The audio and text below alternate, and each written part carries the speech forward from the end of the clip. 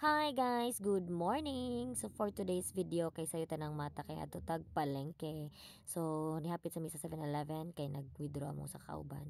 Unya nag-walking ra daay mi padulong sa palengke. Mao ni sila ako mga kauban.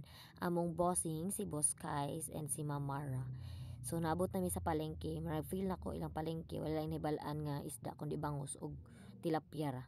Unya mao po ni diri ang mga lamas og ang mga prutas nga imo sang kinang tapad ra sad gyud sila sa meat.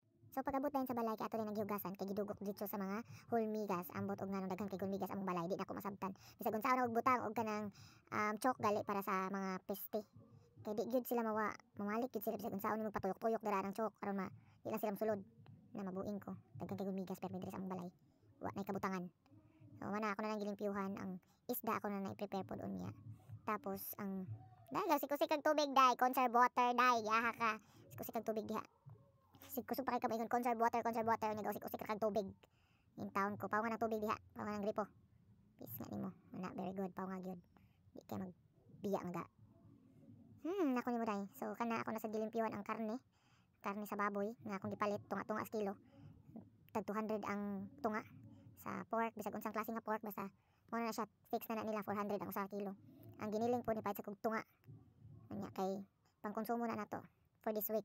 So ato gyud ang tarungon og hinlo ang mga meat no kay syempre frozen kaayo unya sa pagka-display dito kay syempre na mga langaw nga katugpa-tugpa unya diha kay andam nako sa mga lamas para atong isagol sa atong isda nga atong isugba.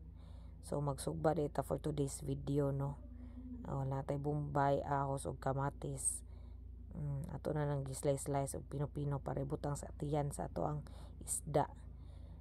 Diba ibutang sa tiyan sa isda niya kuan sa day ko og chicken kay hapit madaot kay nalimtag gidipros gabi nalimtan og sud balik sa ref may gani o pa nadaot so ato lang sa sugbag apil so mo na ni siya gasugba na ta sa isda niya nasay pork sabay labos kayang tas mo na ko chicken ako gakong isda ang gisugba dako ang isda ako ra sumkaon so mo na siya mga una ta kay naluto na to siya.